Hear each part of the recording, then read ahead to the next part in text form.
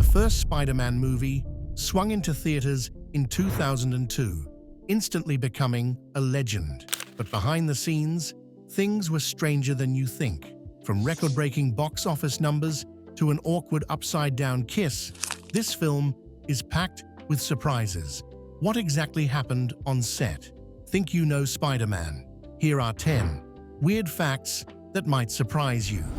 Number 10. Spider-Man was almost connected to the X-Men universe. Today, audiences are used to superheroes sharing the same screen. The Marvel Cinematic Universe has spoiled us with team-ups, crossovers, and surprise cameos. But back in the early 2000s, this idea was almost unheard of.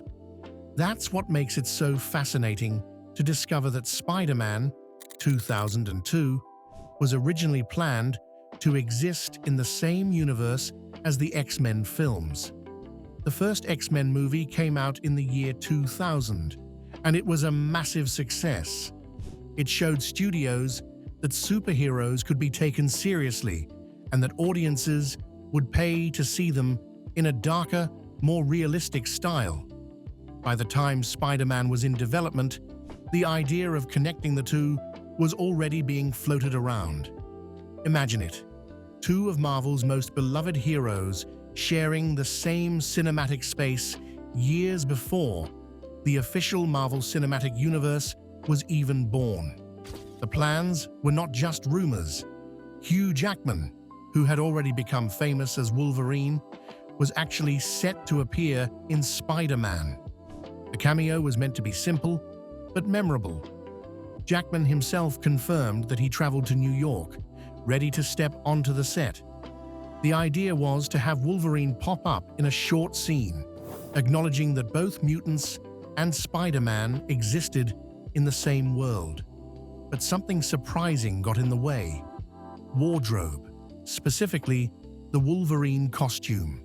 Fox, which owned the X-Men films, didn't send the outfit, and for whatever reason, the cameo was scrapped.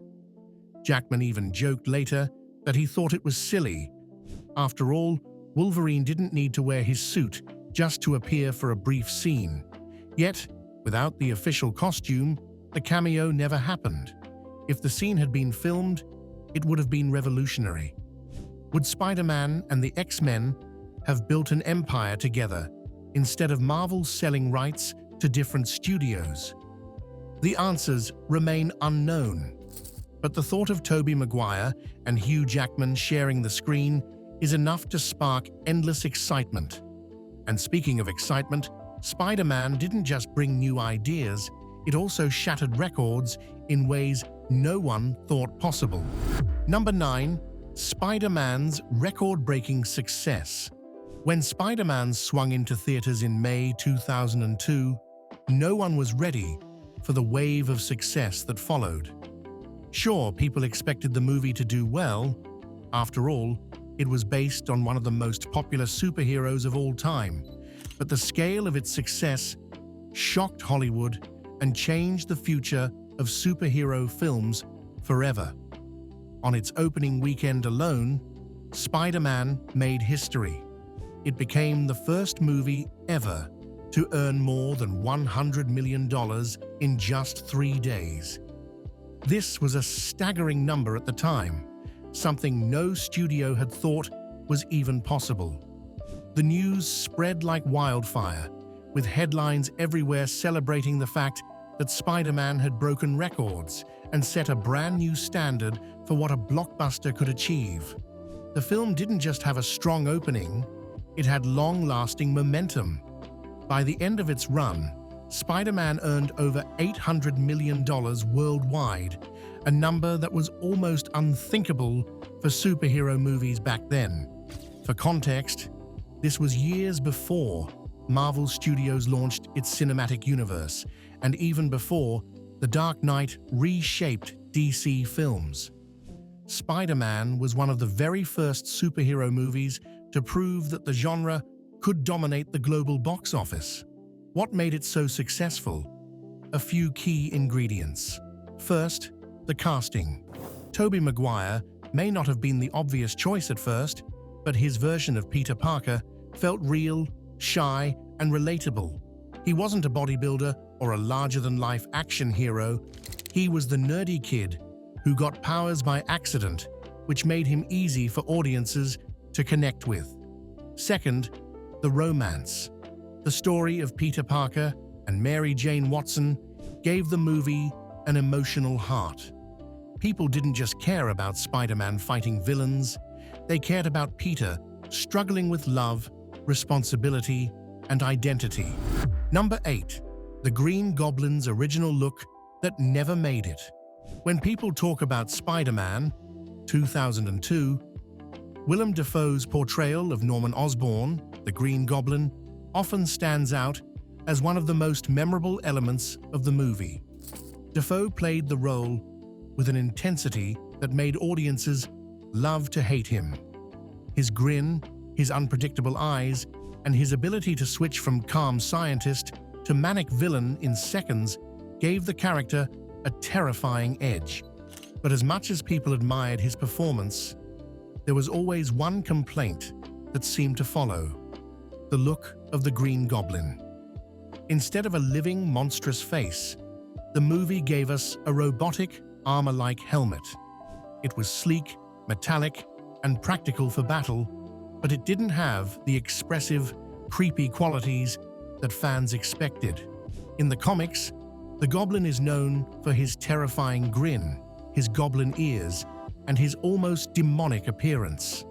Many fans felt that the helmet made the villain feel too robotic and less frightening. What's fascinating is that the filmmakers originally planned something far more comic accurate. Early concept art and test footage revealed that they created an animatronic mask that was astonishingly detailed.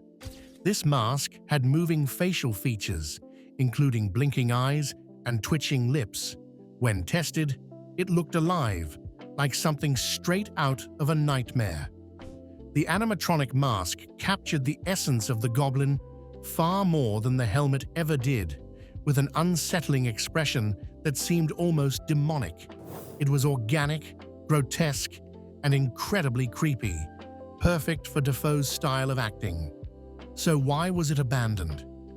The main reason was practicality. Over the years, clips of the animatronic test have surfaced online, and fans can't stop talking about what might have been. Some argue that it was too frightening for younger audiences, while others feel it would have been the perfect comic-to-screen adaptation. Either way, it remains one of the greatest what-ifs in superhero movie history. And speaking of what-ifs, the man behind the camera, Sam Raimi, wasn't even the studio's first choice. His hiring story is just as surprising. Number 7. Why Sam Raimi really got the job. When Spider-Man was first being planned, Sony had a dream: to make the ultimate superhero movie. But the question was, who would direct it? Over the years, several big names circled the project. Chris Columbus, known for family hits like Home Alone and Harry Potter, was in the conversation. Tony Scott, with his stylish action films like Top Gun, was considered too. Even M. Night Shyamalan, fresh off The Sixth Sense, was a contender. At one point, David Fincher, famous for Seven and Fight Club, was interested, but his idea for the movie was drastically different. Fincher didn't want to tell an origin story at all. Instead, he wanted to dive directly into the darker, Death of Gwen Stacy storyline. While this idea fascinated some, Sony wanted something more traditional for their first big Spider-Man film. They needed to introduce audiences to Peter Parker, his struggles, and the world he lived in. They wanted to build the character from the ground up. That's where Sam Raimi came in. At first, he seemed like an unusual pick. Raimi was best known for his horror comedy Evil Dead trilogy and the cult superhero movie Darkman. He wasn't a mainstream blockbuster director at the time, and many wondered if he could handle such a massive property. But Raimi had something the others didn't: pure love for Spider-Man. He had been a lifelong fan, with an enormous comic book collection. He understood Peter Parker not just as a superhero, but as an ordinary young man who struggles with responsibility, friendship, and loss. Sony was convinced by his passion, and Raimi wasted no time shaping the project. But Raimi's vision wasn't the only surprising twist in casting. Even the actors themselves had unexpected journeys before landing their iconic roles, especially James Franco.